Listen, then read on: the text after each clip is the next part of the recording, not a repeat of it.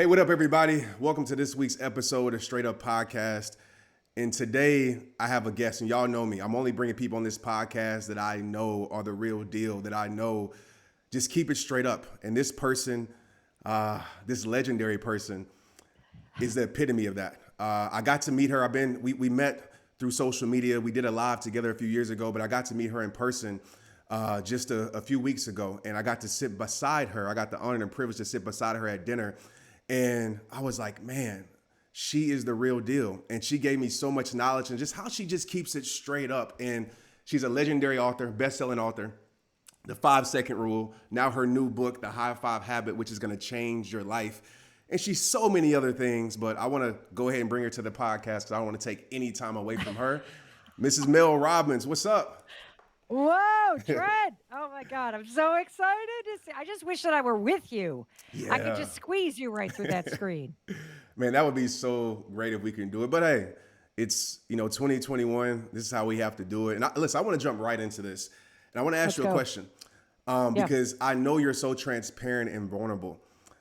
What is the hardest thing that you had to deal with in your life? Or maybe even recently? Because there are a lot of people listening to this podcast right now that they might listen to us and watch us and think that we have it all figured out. But what they don't know, in order to get the wisdom, you got to have the wound. So I know there's something or some things in your life that you've experienced recently that has led you to a greater version of yourself, that has led you to creating a high five habit.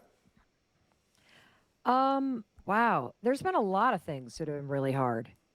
And I think that when I kind of think about, okay, what's one thing? Especially in this last year, I can think of a lot of things. Um, I can think about a moment when you feel terrified that everything that you've worked for is evaporating in front of Mm, your eyes. mm, That happened this year. I can think about betrayal, whether it's by a friend or a family member or, somebody that you really trusted and how painful that is. I can think about a health diagnosis and learning that you got something in your body that's connected to lymphoma and needing major surgery. I can think about having my business turn upside down. These are all things, by the way, that happened to me this year. I can think about being the victim of a wire fraud scam to the tune of hundreds of thousands of dollars.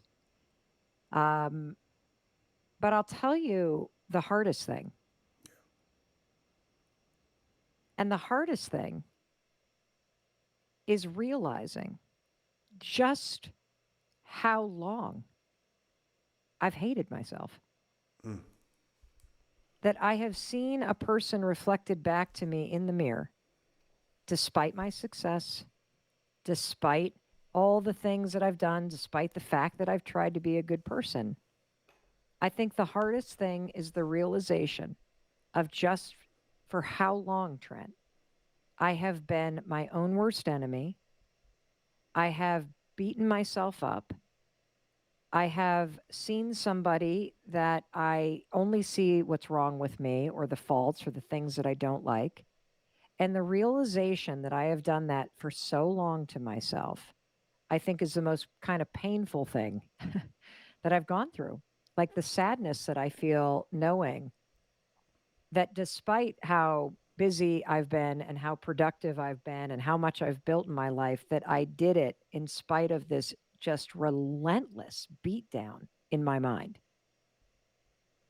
What is it that you hold on to? Because I can relate to that. I mean, this year was the hardest year of my life. And when you have a platform and you pour into so many people and so many people depend on your impact, your words, your coaching, just you in general. And it's so hard to show up for the people because you can't show up for yourself because like you say, you look in the mirror and you see imperfection. You look in the mirror and you see flaws. You look in the mirror and you see pain. And you're trying to smile for the camera, but you're dying behind the scenes. So I'm curious, what does Mel Robbins hold on to? Like when those feelings, and you talk about this in the book, and I talk about facts over feelings so many times. When those feelings are real, but feelings aren't always right. So when those feelings of you're not enough, when those feelings of betrayal, when those feelings of all these things, the people love me, am I making an impact in my value? When you feel all those things, because we feel it, what's the thing that you hold on to that gets you out of that space, that emotional space? So there's something that I write about in the book, and I know you have a version of the same thing. And I started saying this phrase to myself about 4 years ago when I had poured my entire life into a book launch for the 5 second rule and it started to fail. And what's interesting about your mind, you say facts over feelings, is that when your feelings rocket through your body and you start to get stressed out or go on edge or feel like life is just punching you in the face. The problem is the second that you get stressed out about something in your nervous system, your mind skews the whole world and all the facts that you see start to seem like everything isn't going to work out. And so your whole attitude can take you negative. So this past year, and I'd say for the past 5 years, every time life has dealt me a blow, and it's going to happen, like nobody's immune to this stuff, I would repeat this thing to myself all the time, Trent. And it's grounded in faith and it's grounded in what I call a high five attitude. And it's this: there is no way that if I've worked this hard, that something amazing isn't going to happen yet. Like Mm. I would literally just say, there's no way that if you've worked this hard, that it's not going to lead to somewhere amazing. And then I would start to add in, this moment is preparing me. This moment is giving me a person or a skill or an experience. And oftentimes it's an experience I don't want. You know this. You don't Absolutely. want to lose the people that you love. You don't want your kids to be in the ICU. You don't want to lose everything that you've worked for. You don't want somebody that you really trusted to turn around and stab you in the back in a painful way. You don't want any of these things. And yet, when you stand in those moments and you say, this moment is preparing me for something.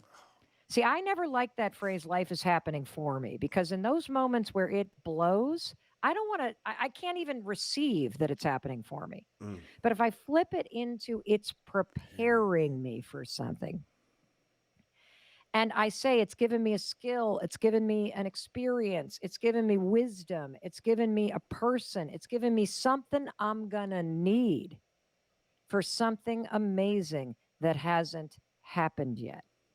And what happens when I say that to myself on repeat is it's like flipping a switch inside of you.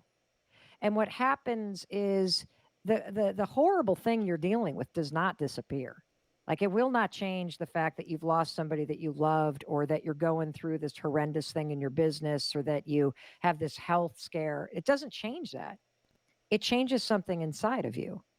It taps into this sort of sense of faith and this sense of resilience and this sense of optimism that when this all plays out, you will still be standing, and you're not only going to be okay, but you're going to be stronger and you're going to be wiser, and you're going to now be in a position to use this thing that you didn't want, that you probably didn't deserve, but in some karmic, strange way, it's all part of the puzzle of your life that adds up and prepares you Mm. for something in the future that is amazing.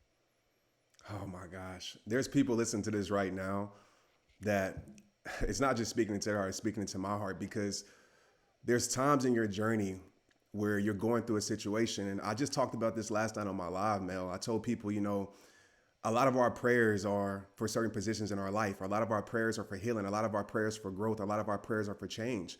And the thing that we don't realize is that in order to get to those positions, there's a process. And oftentimes that process isn't beautiful. That process of healing isn't sunshine and rainbows. Sometimes it's the tears that water your dreams, that water your vision, that waters your healing.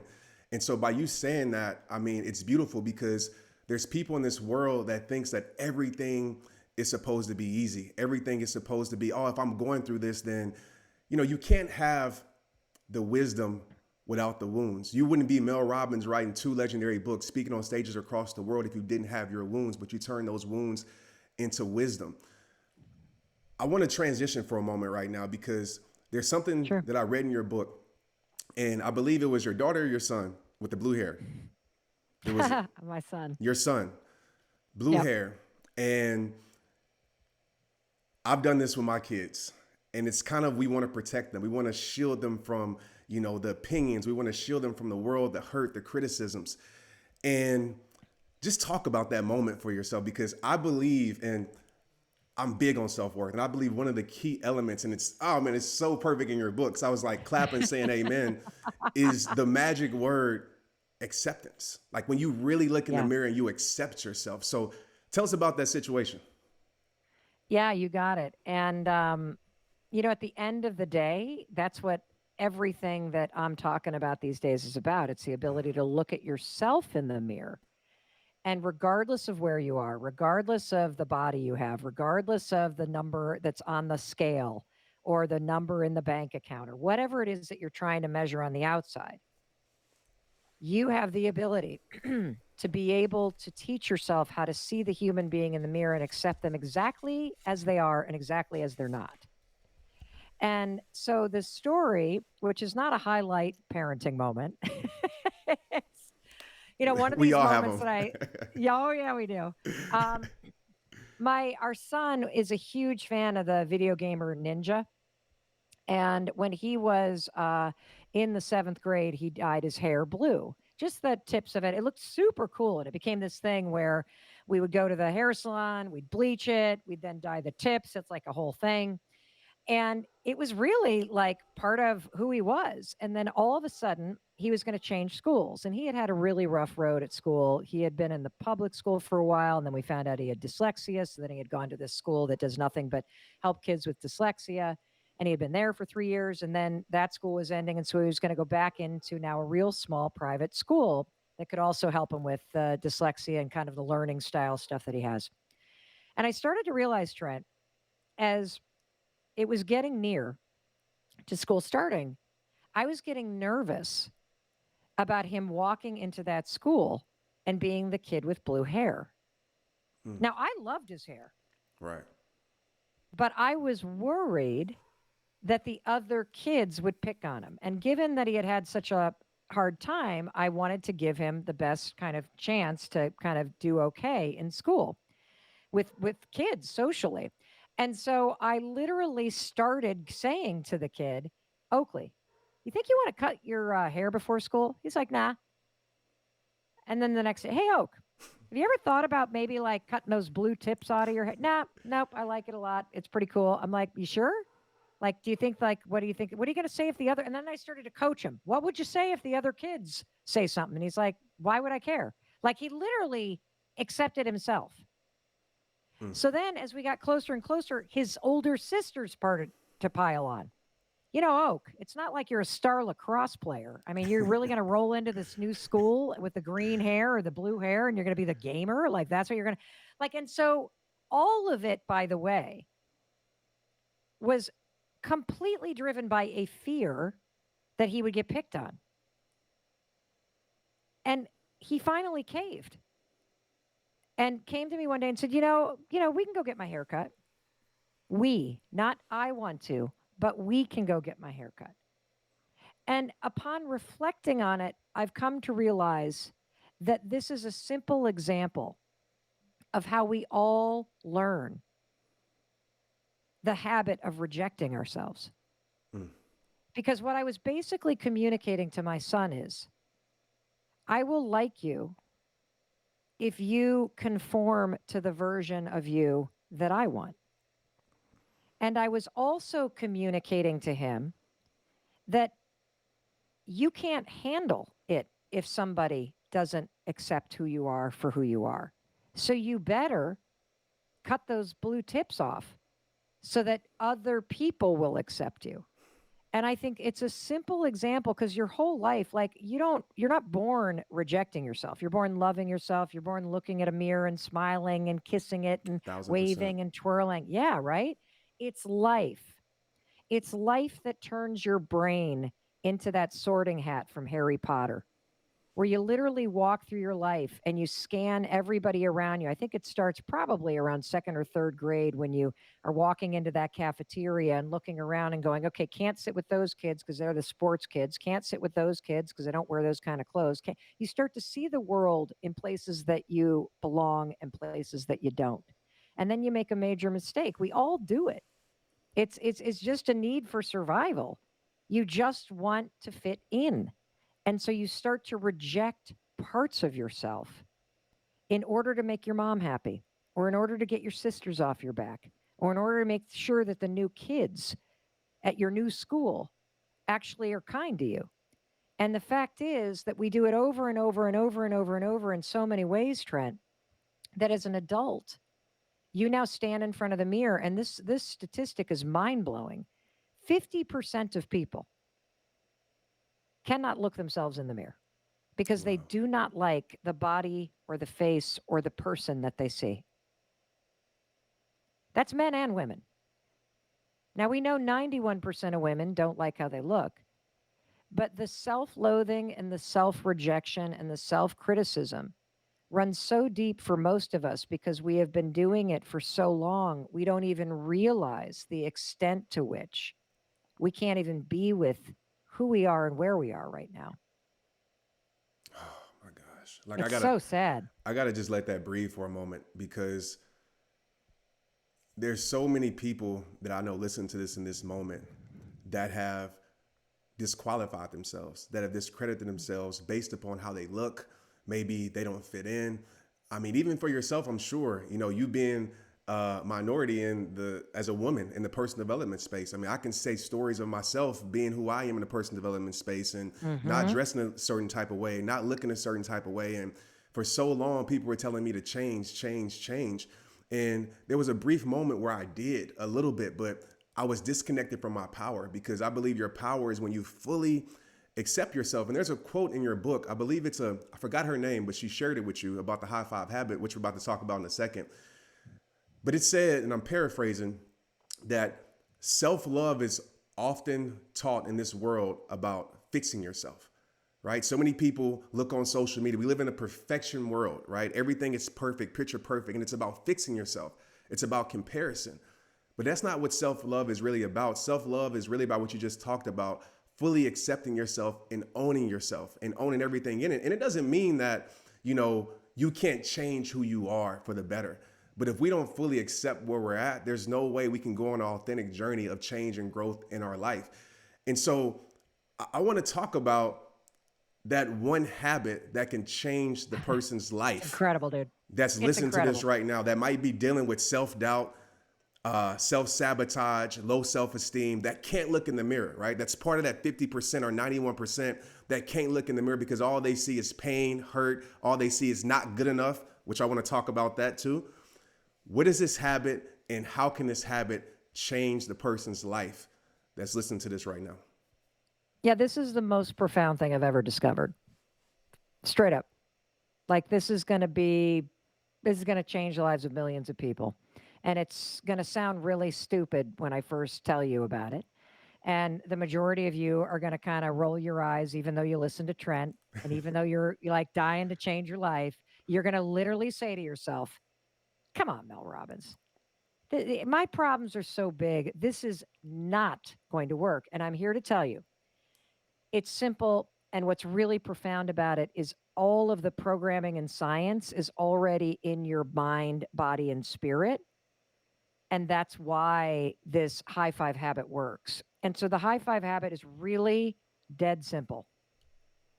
All you're going to do is every morning when you are brushing your teeth, when you're done brushing your teeth, because we got to get the gunk out of your mouth. We don't want to spread that dragon breath all over the place, people. We are then going to practice the high five habit because we want to get all that gunk out of your mind, body, and spirit so that you begin your day grounded in the power that Trent is talking about of being connected to yourself and send yourself into your day the way that your favorite athletes begin the game that they're playing. Because life is one big game, it's a long journey.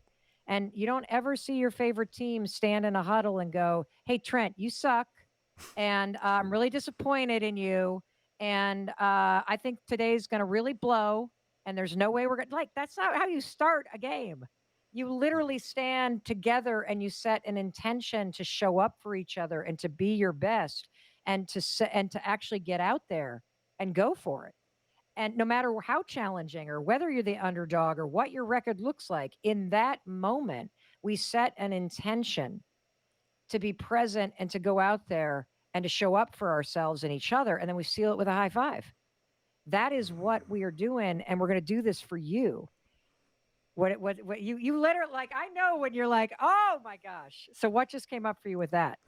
it, it it's groundbreaking because I just think about like why do we give high fives in sports? Like why do we do it? You know, like I don't know if like who came up with that, but it's and you're explaining this perfectly because it's power in that high five. And you know, from a sports perspective, what you just said is incredible because I always say life, this game of life, right? Life is a game of life that for some people it goes great. For some people you're down. So some people it's unfair. Some people you're crushing it. But life is this game of life. And every single day is a different game. And when I look in the mirror, to be totally transparent and straight up, there's days where I'm my biggest opponent, right? It's not Mm-hmm. the hater. It's not the external things that we often think. It's me. Because I look in the mirror and I tell myself like, man, I'm not enough, or I compare my life, or this, or I'm that. And that creates the momentum, which is so important in sports, the magical, like special force.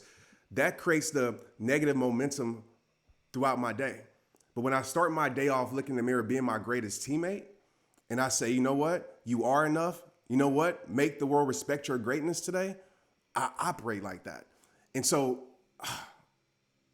this is groundbreaking. When you said like this could be because the 5 4 3 2 1, the 5 second rule, like I was like, that's super simple, but I was like, it's super powerful. And I use that even with my family, my son to this day. So for this to be bigger than that, that is incredible.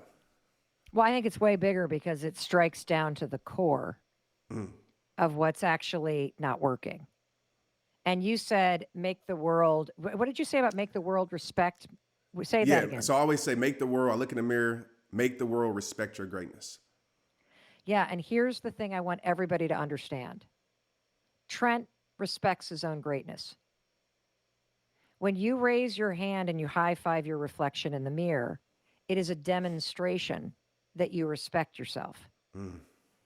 And see, if you can start your day demonstrating that you respect yourself, that you love yourself, that you got your own back, when you get out into the world, if somebody else disrespects you, it cannot and will not change the fact that you still respect yourself. Yes.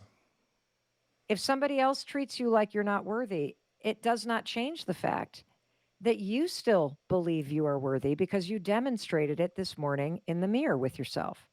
If somebody says, I don't love you, or they no longer act like a friend, it does not change the fact that you still love yourself because you demonstrated it to yourself in this habit every morning. And so it is a way, it's the how you bring the power back to yourself. You also talked about momentum in sports.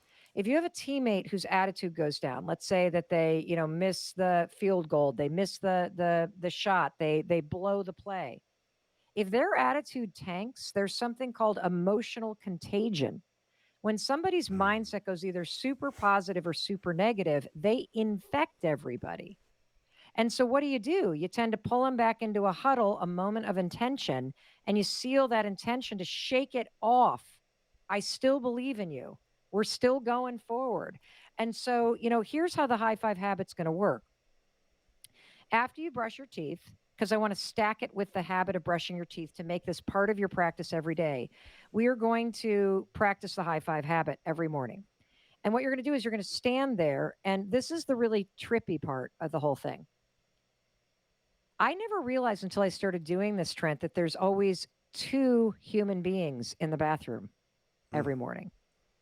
There's you, and there's the human being in the mirror.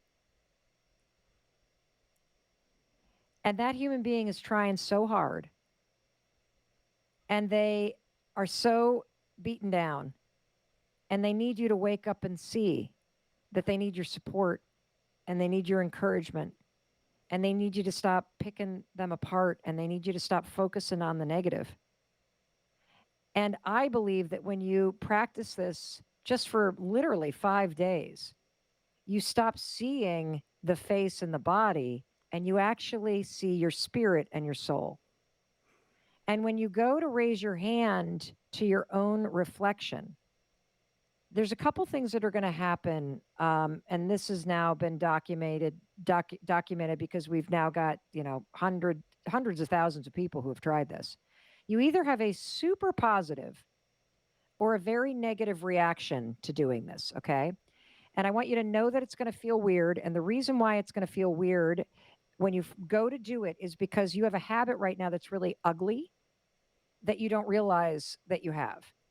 You see, nobody talks about the fact that part of everybody's morning routine is that moment in the mirror where you either look away because you can't stand the way that you look, or you can't stand the things that you've done in your life and you haven't forgiven yourself yet, or you look at all the things that have been done to you and you see a human being in the mirror that you believe is damaged or not good enough because all that stuff that is not even something that you're responsible for. You survived it. You would, by the way, forgive Trent or forgive me for some of the stuff that you've done, whether you've hurt people or been addicted to stuff or squandered opportunity or hurt yourself, but you can't forgive yourself. Um, and so you're going to feel weird because every morning you have a habit of rejecting yourself or picking yourself apart. And when you go to do the high five, it's the opposite of that. So it's a new neural pathway. It's going to feel weird, so expect it. Second thing is that you're either going to have positive or negative reaction. And the positive reaction, as you go to raise your hand, you'll start laughing or smiling and you'll feel really corny. And I can explain why that happens. When somebody else high fives you, your brain gives you a drip of dopamine. Your brain doesn't know the difference between a high five to somebody else or a high five to yourself in the mirror. So your brain just does what it always does when you high five, whether it's to somebody else or to you. First of all, it sees the high five coming, so it shuts off your mind and you feel the dopamine mood boost. And secondly, your mind goes silent because your mind already has programming connected to the high five. Mm. So it taps into the programming that's already always there. This is the coolest part, Trent. The stuff that we're going to have work for you is already in your brain. We're just going to point it at you. That's all we're doing. So you've never high fived somebody and thought, I hate you, or I hope you lose, or I can't forgive you. It is neurologically impossible for you to think those things because of your lifetime of experience high fiving other people. So when you go to high five yourself, even if there's stuff you haven't forgiven yourself for, you're actually subconsciously saying, I believe in you. I still have your back. I'm still encouraging you. Keep going. We can do this. That's what you're saying. And over time, very quickly, it starts to actually infuse with your own reflection. And so you might laugh, that's the dopamine, but a lot of people actually burst into tears. And they burst into tears in a very positive way because it's this emotional release that you feel when you finally come home. When you finally, I like get so choked up thinking about this because the stories that we're hearing are just so moving about people who really have given up on themselves, who have let themselves go, who have stopped really taking care of themselves, who have stayed in terrible jobs, stayed in terrible relationships. And just this simple high five is starting to let the light back in. It's making somebody realize that, they can come back home to themselves. They can reconnect to that power, that source power that you're talking about, Trent. It's a deeply spiritual experience for many, many people. But in terms of the negative side of this, the resistance is very sad because the resistance is your past. It's all the things that have been done to you, whether it's poverty or discrimination or violence or trauma or abuse or heartache and things you're not responsible for, but that, you stack like evidence up and you say, that's all evidence that I'm damaged or I'm not lovable or it's never going to work out for me. Or you bring in all the things that you regret. Again, things that you would forgive Trent for doing or forgive Mel Robbins for doing, but you refuse to forgive yourself. And that's what the resistance is. The resistance is also something else. And you're going to relate to this as somebody who's successful as you are, and also somebody that is as driven you are, and also somebody that was a, professional athlete. And that is, most of us have married our sense of being lovable or worthy with whether or not we're achieving something that is lovable or worthy. So if you haven't reached the goal weight, or you haven't launched that business, or you didn't reach the bestseller list, or you didn't have the $1 million in the bank, or you don't drive the range, or you're not still on the pro team, or you're not married, you don't have, whatever it is, the external thing, you've made the mistake of thinking it's the stuff that makes you worthy of celebration and support, when in reality it's the opposite. You need celebration and support to take the actions and to feel what you said about sports, the momentum and the motivation that a high five causes, the energy shift in that. You need that right now in order to pivot, in order to keep going, in order to do the actions and put in the work that helps you achieve those things that you so desire. It's crazy, isn't it? Man, I feel selfish right now because I feel like I'm just getting a life coaching session. I forget that we're on a podcast right now. So, but that's the most beautiful episodes, and What did you get? What did you get from that? so much because I related to when you talked about. I like to say I have a lot of performance anxiety because my whole Mm, entire life, my worth was based upon my performance. Playing sports, if I didn't have a certain amount of yards, I didn't have a good game. If I didn't do a certain amount of things, then I wasn't worthy enough. And for so long in my life, and I know there's millions of listeners and people in the world that struggle with this too. For so long in my life, I tied my worth to everything external. I tied my yeah. worth to something that I really couldn't control. I tied my worth to how people saw me, how people loved me, how people supported me. And I feel like when you do that, you're giving your power away and you're putting your power in the hands of, I call it just chance, like how people feel about you. There was something in the book too that ties into this. And I want to just know if the high five habit helps this because I forgot how you named it, but it was about the things that we go through emotionally, our emotional needs. And Mm, a lot of us, right, we want to be seen when we feel mm-hmm, invisible. We want to be loved. We want mm-hmm, to feel worthy. mm-hmm. My question is, how can we control feeling that from other people? No matter You how can't. much. You can't. That's why you need to learn how to give that to yourself. There's this famous story that Oprah Winfrey told about one of the things that she learned in hosting her legendary talk show for all those years. And she said that there's one thing that every human being does, no matter who they are when I interview them. It could be the president of the United States, it could be a convicted killer, it could be somebody that got in a terrible car accident and the accident killed their three best friends and they were the driver. It could be somebody that is a Grammy award winning artist, a Nobel Peace Prize winner, an NFL player. It could be anybody. Every human being at the end of the interview, cameras turn off, they all do the same thing. They would all lean toward Oprah and go, "How'd I do? Was that okay?" And they are seeking from her the reassurance. They want to be seen. They want to be told that they did okay. They want to be encouraged that that was okay. And what I'm here to tell you is we all have that deep need to be seen, to be heard, and to be basically celebrated for the unique individual that we are. And this is true across every area of your life. Like, I don't, the research shows, and everybody knows this based on common sense, nobody leaves a job, they leave a boss. And they leave a boss because you work for somebody that does not make you feel appreciated. You feel invisible at work. You don't feel like anybody understands you. You don't feel like anybody is encouraging you. That's why people leave jobs. That's why marriages end. That's why friendships end. This is foundational. And what I'm here to tell you is, of course, other people should encourage you. Of course, other people should celebrate you. But as Trent, you so beautifully said, when you leave it to chance, when you put your worth in the hands of achievement or other people, number one, you're always going to be chasing it. And it's why it doesn't matter how many yards you rushed or how many accolades you accumulated, because the second you beat your all time record for that, you've achieved it. And now you got to achieve more. It's never enough. It's never enough because your worth is outside of you. If you can stand in front of yourself, and I love this, and my husband Chris, who he adores you, Trent.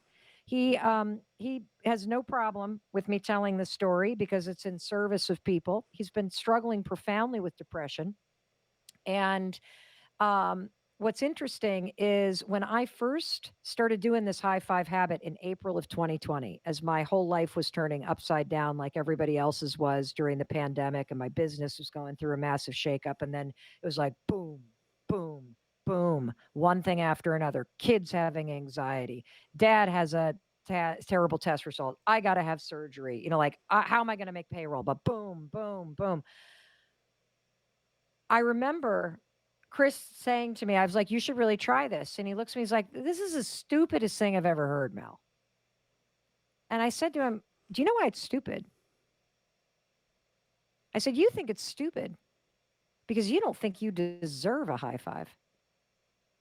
That's the hole you live in. And sure enough, what Chris has discovered using this, and, keep in mind, this is a guy who is leading this incredible men's retreat called Soul Degree. He is a certified yoga instructor and teaches yoga. He is a certified Buddhist meditation instructor and teaches meditation. He's had a meditation and a yoga practice for more than 7 years. Every morning he meditates, he exercises every day, he eats clean. The man is doing everything you're supposed to be doing, and it has profoundly helped. He's in therapy, all of it. But here's what those things didn't help. They didn't help the deep sense of self-hatred and judgment that Chris was living with deep inside. You see, 7 years ago, for those of you that know my origin story, I'll keep it very short. My husband had been in the restaurant business, and all I need to say is restaurant business, and everybody goes, oh boy, because only 1% of them make it past 4 years. And they had a great run of it for 7 years. It was terrifying at times. We ended the business $800,000 in debt. It was interesting, Trent, because his business partner left the business when it ended and was like, hey, I'm proud of what we did. Restaurant business is hard. Like, I worked my tail off. We built a great brand. We were amazing bosses. Did we return the profit to our investors that we wanted to? No. But I'm proud of what we did. And I felt the same way. I was like, I'm so proud of you guys. And thank God we had all those troubles. I never would have discovered the 5-second rule. Having gone through that wound, I would never have that wisdom. Having gone through the crushing debt and not being able to pay for groceries and being pinned to my bed in anxiety and hating on Chris, I never would have felt like I never would have discovered. Like, I'm proud of you guys. I'm proud of all of us. Chris did not have that experience. Chris left that business, Trent, and felt like a failed man in the traditional gender roles. He had failed. He had not only not provided for his family, he had nearly bankrupted us. When he stood in front of that mirror for the last 7 years, I didn't even know how deep this ran, Trent, until I started working on this book and researching it. He saw a failure. That's how he started his day. Not even being able to really look himself in the eye because all he could see was a man who had failed to provide, who had failed to be successful in his career. And that, of course, colored the entire way that he viewed his whole life. If he were coaching our kids' soccer team and lacrosse team, something he had always dreamt of doing, having the flexibility and the ability to be there with our kids because his dad never was. He couldn't live and stand in the insane, amazing honor that you got that time. He would be focused on the dude across the field pacing back and forth in a suit on a cell phone, clearly on a work call, stressed out, not even watching their kids' game, by the way. And he would be thinking, see, that should be me. Or he would be proud of me, but he would be thinking, I'm such a loser. My wife is the one out there building the business that I should have been building, just driving himself. And the high five habit, it was hard for him in the beginning because he's like, if I'm failed this much, if I think this low of myself, why on earth would I high five that person that did all that? I'll tell you why. Because you need to forgive yourself, because you need to encourage yourself. You need to support yourself right now. The high five doesn't erase what happened in the restaurant business. What it does is it says, I get it. That was hard. And I still love you. And I'm still cheering for you. And I still see you. And I still believe in you. Now get your ass out there and change this and become better and heal. Like, how is being hard on yourself helping you? How is not forgiving yourself helping you? Oh my gosh. I can relate. I know everybody can relate to that because what you just explained is giving yourself freedom. And freedom comes with acceptance, it comes with ownership, it comes with forgiveness. Forgiveness is freedom. And you're right. I mean, it's almost easier to forgive others than it is to forgive yourself. And I'm Oh, proud, no, you know, totally. and just meeting Chris, I'm proud of him. Like just even hearing the story, like I'm super proud of him for doing that. And what's even more beautiful, Mel, is that the high five habit changed your immediate life, your household. Oh, my God. You know, it started there. And I think it's so beautiful because it's so authentic. And you saw the change there that you want to bring to the world. And that's why it's so beautiful.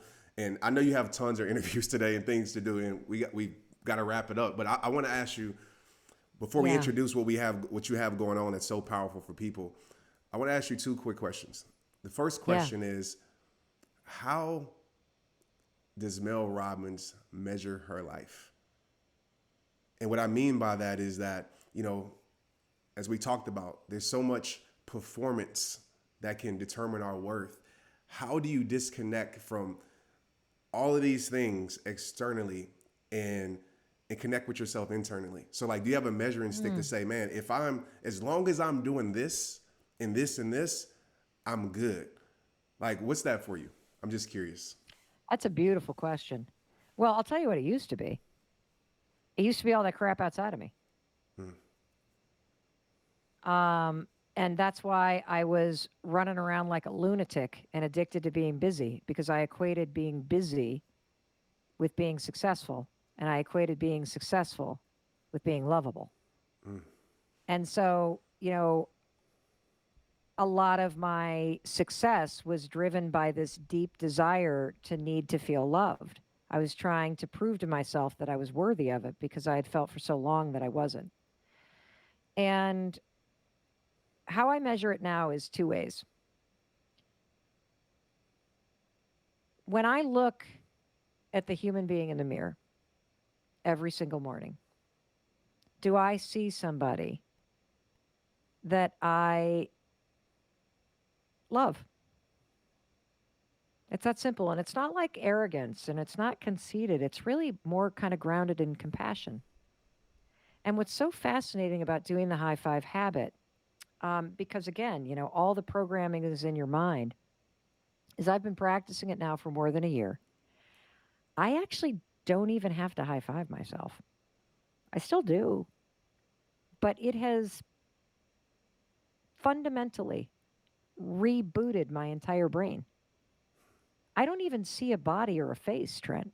Like I have an experience every single morning, and it's the craziest, deepest, most spiritual, divine feeling that I've never experienced in my entire adult life. You know how when you're about to go walk into a cafe and have a cup of tea or a beer or something with a really good friend, a cup of coffee, you just really like this person, and you're about to walk in there. What do you feel? you feel excitement. You feel fulfilled. You feel happy. You feel Tell joy. you what, by day two of practicing the high five habit and pushing through the weirdness and the resistance, I actually felt that about seeing myself, the human Wow. being Mel Robbins. I had never experienced that in my adult life. Like I'd been excited to see an outfit or excited to see a haircut, but this excited to see the human being, Mel Robbins? I mean, no. And so if I can feel that, if I can look at the human being that's staring back at me and feel a sense of love and compassion, and know that I'm rooting for that person, that is how I measure it. And the second thing is, it's all about the impact. Hmm. All about the impact. Like if I can do one thing, if it's even just making a stranger smile, if it's even like your dog, I love that your dog's here with us. If I can make my dog Yeah. happy, if I can like do something to lift up another person. There's just been so much negative energy lately. That is a life well lived. It's really that simple. Would you say, because my second question leads into, well, you pretty much answered it, but would you say, well, I asked you, what does fulfillment mean to you? Are you fulfilled? And maybe two sentences if you can, or one, or you can talk as long as you want. But what does fulfillment mean to you? Because I feel like fulfillment is the greatest success. I always talk about peace and fulfillment. To me, is true success, and Mm. I think fulfillment works off of for myself. Like it doesn't matter what's happening externally, as long as I feel fulfilled, I'm good. As long as I have peace, I'm good. And there's times in my life where I had everything and I still had nothing. And there's times in my life where I had nothing and I felt like I still had everything. So, what does fulfillment mean to you? Well, I love that part that you just said that you had nothing, but you felt like you had everything. Yeah. I think fulfillment, it's a really interesting question. I've never actually thought about it because, you even think about the word fulfillment and it feels like you got to fill something up, right? Yeah. And I love what you said about peace. And I think a lot about freedom. And I think a very fulfilling life is one where you are content exactly where you are and where you're not. And that, yeah, there's still stuff to do. But the more that I'm able to slow down my mind a little bit and actually be where my feet are and be present and non judgmental of myself, the more I open up to kind of the magic and amazing vibes that are available to you. It's like kind of divine, honestly. That, I've spent my whole life chasing things or running from things. And one of the blessings of the quarantine was that I was forced to slow down. Like there was no Target to run to, there was no coffee shop I could meet a friend at. It was me and the woman in the mirror with nowhere to go and nothing to prove. And I, in getting quiet and slowing down, had to come face to face with the reality. And this brings us full circle that I actually hated the woman I saw in the mirror, that I judged her, that nothing was ever enough, that I focused on all the things that I had done in my past. And boy, were there a lot of them that I deeply regretted. And it was in slowing down and learning how to forgive myself and learning how to forgive and have compassion for others and learning how to really just recognize that the real secret here, everybody, is being able to bring your need for love and your need for validation and your need for encouragement, which is a fundamental human need, all of it, you need it, back in house and fill it up for myself. I learned that you can then step out into the world and into your life and into every relationship feeling fulfilled emotionally, spiritually by your own love and validation. And that has a ripple effect through everything that you do. Mel, thank you. Thank you for your heart. Um, Thank you for your vulnerability, your transparency, and thank you for impacting not just the world but my life. From afar for so long, and now from a near. I truly appreciate you. And before we wrap up this episode, you have something special going on right now called the High Five Challenge that I I'm a sure part do. of. Can you explain it real Yes, you quick? are. Yes, Explain I where people can. can get Trent the and I book. have teamed up. You got it. Well, forget the book. Let's talk Yeah. about the Okay. challenge. You can Cool. buy the book anywhere. Oh, and I'm also reading the book for free, by the way, cover to cover on my Awesome. social media Social channels. media. Yes. Tap Yeah, in, so y'all. just check out our social media channels. We are going cover to cover every day a little bit. Going to read it to you because if you can't afford to buy the book, I still want you to have all the tools. And thank you, Trent, for inviting me on because I love you. I admire you. I love straight up you are. Thank you. I am jealous. I'm gonna go here. I'm jealous of your ability to string words together like a poet. It is unbelievable how you have this gift of all your words sort of relate to each other. I'm like, how does he do that? The tears you cry are watering your dreams. What is up with that? That is unbelievable. So I love that about you. You make me a better person. I love our friendship. And thank you for actually allowing me to come on your platform and share this with your audience so we can reach more people. But the high five challenge. So Trent and I have teamed up with all of our buddies. This is the coolest thing. It is created by us. It's powered by you. It's a 5-day free challenge. It's 15 minutes a day. It is coaching. It is inspiring folks like Trent. You're going to see his face in there because we shot a little video with him. And you're going to also see hundreds of thousands of other people cheering you on. And it's very simple. We're going to help you break through fear and self doubt. We're going to encourage and celebrate you for 5 days in a row. You get access to Growth Day, our friend Brendan Burchard's #1 personal development app. That's only $300, guys, a month. We're going to give it to you for free for 5 days so that you can get the tools you need. And we're going to rocket you so high, you are going to need a parachute to get back down to earth. That's what's going to happen. So get into the high five challenge. Get in. It is going on right now. You are not too late. You will never be too late because even when we're done doing it, we are going to turn it on for free forever. So people anywhere can bump into it. Bring all your friends, bring your colleagues. Trent is going to give you the link. He's going to hook you up. So get the link that Trent has in the show notes, That's okay? right. And get your butt in there so we can celebrate you. Awesome, y'all. Join the challenge. It's incredible. Like Mel said, everything will be in the show notes. Make sure you follow Mel on all social media sites. I mean, she's phenomenal. I could brag for, 30 years on Mel, but you just got to experience her heart. Thank you, Mel, for being straight up. I appreciate you. And go get the high five habit. It will change your life. Thank you. Oh, I love you. High five, baby. There we go. All right. I got to get a photo. Hey, Let's Charlotte. do it. Let's do it.